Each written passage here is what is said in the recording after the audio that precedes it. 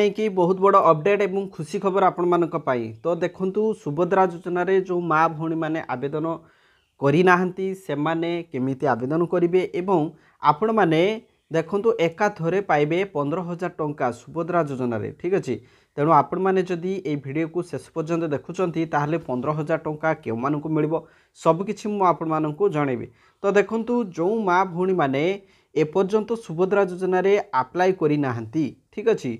सुभद्रा योजना रे अप्लाई करना बहुत महिला माने अछंती जो माने कि सुभद्रा योजना रो आवेदन भी करना आउ अप्लाई भी न करिया फल से मैंने टंका मध्य पाई ना किंतु जो माने आवेदन करना तो वर्तमान गवर्नमेंट तरफ गोटे नोटिफिकेशन जारी कराई गोटे वर्तमान न्यूज आसूची अपडेट न्यूज जो न्यूज वर्तमान आपण माने न्यूज चैनल मध्य देखिपारे से माने कहउचंती जे आपण माने 31 तारीख मार्च 31 तारीख भितर जदि आवेदन कर दौरान बा मार्च 31 तारीख सुधा जदि आवेदन कर दौरान ताले एका थरे 3टी किस्तिर आपण टंका पाइबे ताले प्रत्येक किस्ती आप 5,000 टंका पाउचंती।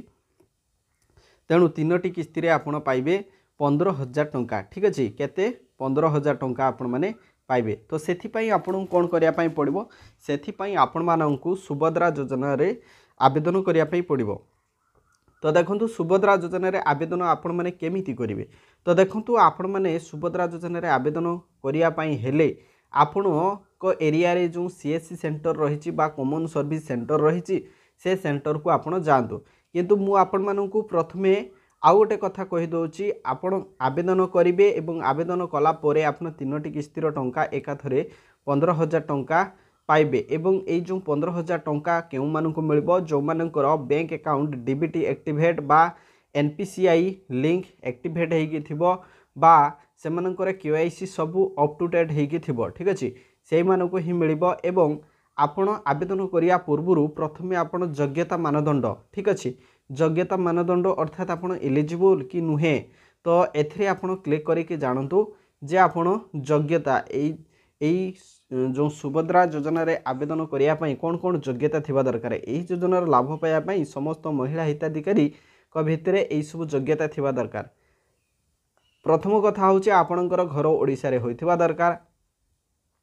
तापर देखंतु आवेदनकारी जातीय खाद्य सुरक्षा एवं राज्य खाद्य सुरक्षा रे अंतर्भुक्त होइथिबे आउ जातीय खाद्य सुरक्षा आउ राज्य खाद्य सुरक्षा वंचित थिबा परिवार रो जणे महिला सुभद्रा अधीन रे आवेदन करि परिबे जदि तांको परिवार रे वार्षिक आय 2,50,000 रु 2,50,000 रु एवं 50 अधिक होई नथिबो ठीक अछि माने 2.5 लाख रु अधिक इनकम आपनकर होई नथिबो।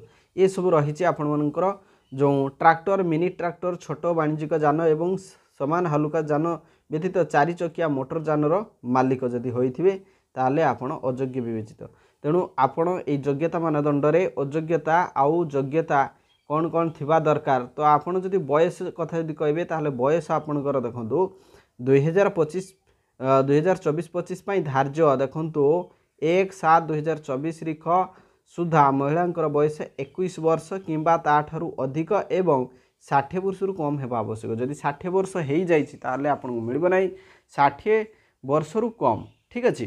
तेणु ए बयसर महिला माने 60 वर्ष रु कम थिबा महिला माने से माने सुभद्रा योजना पाई एलिजिबल ठीक अछि। तो यार योग्यता मानदंड आपण देखिकी तापरे आपण अप्लाई करंतु। अप्लाई करि साला परे अधिकारी को लॉगिन तो दिया हिच किंतु आपण निजे एठी चेक मध्य करि परबे कोन आवेदन स्थिति आपण क्लिक करिके देखि परबे। आवेदन स्थिति ऊपर क्लिक कला परे आपण देखि पारथिबे आउ गोटे पेज आसीगला आधार नंबर आपणकर आधार नंबर देदेला परे आपण जो आवेदन करचंती आपण से आवेदन रो स्थिति आपण देखि परबे। केमिति देखिबे ना ए जो आपण नागरिक लॉगिन ऊपर क्लिक कला परे एठी केवल आधार नंबर देबे। आधार नंबर दे साला परे ए जो बॉक्स अछि ता ऊपर टिक चिन्ह बसेबे।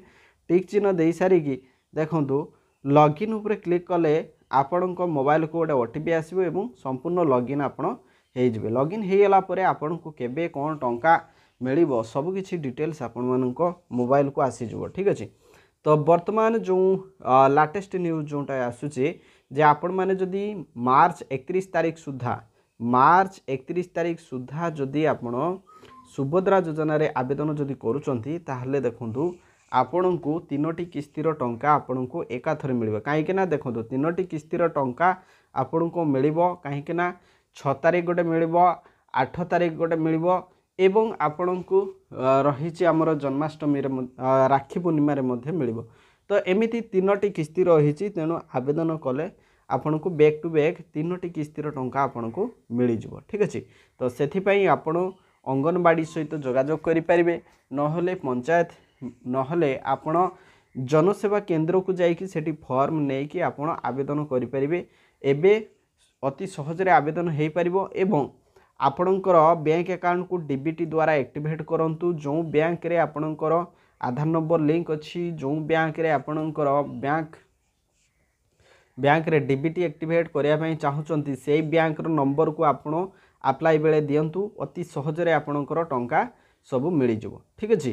तेणु आवेदन प्रक्रिया कौन रही योग्यता मानदंड आवेदनकारी दायित्व कौन रही सबकि एठी रही आउ जदि किसी अभियोग आसुची किसी जदि आपणकर जानिबार अछि ताले अभियोग प्रकोष्ठ रे क्लिक करंतु। ठीक अच्छे। आउ आपणक मनरे जदि किसी प्रश्न आसुची ताहले बारंबार पचारा जाउथिबा प्रश्न गुड़िक सेक्शन रे मारंतु। देखंतु एठी क्लिक करदेले आपणक सामने आसीजिवो बहुत गुड़ाए प्रश्न सुभद्रा योजनार मूल लक्ष्य कौन सुभद्रा योजना द्वारा क्यों लाभ मिली थाए ये सब किछि डिटेल्स दिखाई आपड़ जमती कि आपणक मनरे जो प्रश्न आसबार अच्छी सबकि ये प्रश्न दिखाई तापर केवल क्लिक कले आवेदन करिवार प्रक्रिया कौन खाली या ऊपर क्लिक करदेले सबकि देखीदेव जे आवेदनकारी मैंने आवश्यक विवरणी पूरण करी ऑनलाइन रे सुभद्रा पोर्टाल माध्यम रे डॉक्यूमेंट अपलोड करी सेमानकर आवेदन दाखल करेंगे। तो देखंतु ये जो आवेदन करेंगे आवेदन करने हेले आपको जनसेवा केंद्र को जावाई पड़ो। ठीक अच्छे। आउ सेटिकी जाइए आपण आवेदन करें। तो आशा कर भिडियोटी निश्चित भाव में आपण मानक हेल्पफुल करिवो। आउ जदि आपणक मनर जदि किसी प्रश्न आसुची बा किसी डाउट आसुची बा किसी प्रॉब्लम है ताहले आपण ये जो हेल्पलाइन नंबर दिखाई ये हेल्पलाइन नंबर को आपण कॉल करके मध्य कथा ही परिबे। ठीक अच्छे। तो आमर आवेदन स्थिति जदि जानिया चाहूँगी ताहले देखंतु एठी आपण लॉगिन करके मध्य आपणक एप्लिकेशन रो स्थिति मध्य देखिपारे। आ वर्तमान जो घोषणा आसुची देखंतु डीबीटी एनेबल करिया पई कहउचंती आपण जो माने भी टंका पाई नांती से माने जदि टंका पाया पई चाहूचंती ताहले तांको बैंक अकाउंट रे डीबीटी एक्टिवेट करंतु बैंक को जाइके। ठीक अछि। तो आउ जदि आपण डीबीटी एक्टिवेट जदि न करूचंती ताहले आपणकर टंका मिलवा असंभव। ठीक अछि। बहुत प्रॉब्लम हेबो सेथि पई आपण मानकु ए सब काम करिया पई पड़िबो। ठीक अछि।